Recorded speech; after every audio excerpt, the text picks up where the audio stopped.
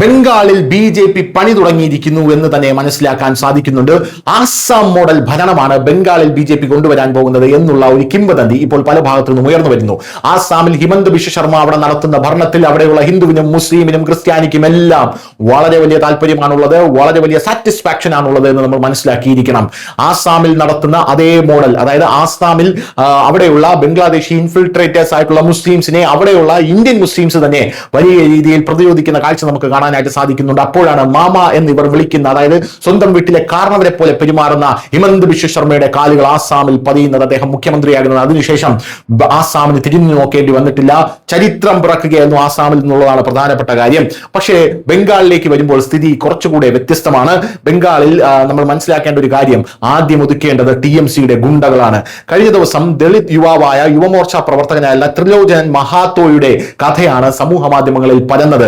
അദ്ദേഹത്തെ കൊന്നു കെട്ടിത്തൂക്കുകയായിരുന്നു തൃണമൂൽ ഗുണ്ടകൾ എന്നുള്ളതാണ്. 18-ാം വയസ്സിൽ തന്നെ BJP രാഷ്ട്രീയം നീ കളിക്കുകയാണോ, ഇനി നിന്റെ ജീവൻ എടുക്കും. തിരഞ്ഞെടുപ്പ് സമയം മുതൽ ഇത് ചെയ്യാൻ ശ്രമിക്കുകയായിരുന്നു, പക്ഷെ കഴിഞ്ഞില്ല. ഇന്ന് നിന്റെ ജീവിതം അവസാനിക്കുന്നു എന്നാണ് കൊന്ന് പച്ചയ്ക്ക് മുളകരച്ച് തേച്ച് കെട്ടിത്തൂക്കിയ ഇദ്ദേഹത്തിന്റെ വസ്ത്രത്തിൽ എഴുതി TMC ഗുണ്ടകൾ വെച്ചിട്ട് പോയത്.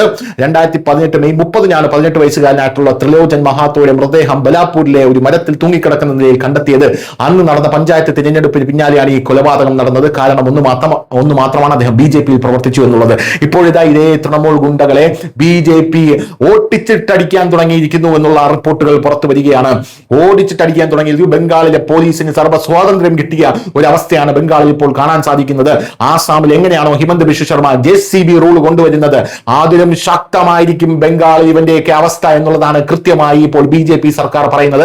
അമിത്ഷാ വെറും വാക്ക് പറയില്ല. അമിത്ഷാ ദളിത് യുവാവായിട്ടുള്ള യുവമോർച്ച പ്രവർത്തകനായ ത്രിലോചൻ മഹാത്തോയുടെ ആ വസ്ത്രത്തിന് പിന്നിൽ എഴുതിയിരിക്കുന്ന ആ ഒരു എഴുത്ത് അതേപോലെയാണ് ആവർത്തിച്ചത്. കൊന്ന് കെട്ടിത്തൂക്കും, അതായത് തലകീഴായി കെട്ടിത്തൂക്കും എന്നാണ് TMC ഗുണ്ടകളോട് അമിത്ഷാ അവിടെ വലിയ രീതിയിലുള്ള പ്രസ്താവന നടത്തിയിരിക്കുന്നത്. എന്ത് തന്നെയായിരുന്നാലും ഇപ്പോൾ ആസാം മോഡൽ ഭരണം ബംഗാളിൽ എത്തുമോ എന്ന് ഉറ്റുനോക്കുകയാണ് പലരും. News desk.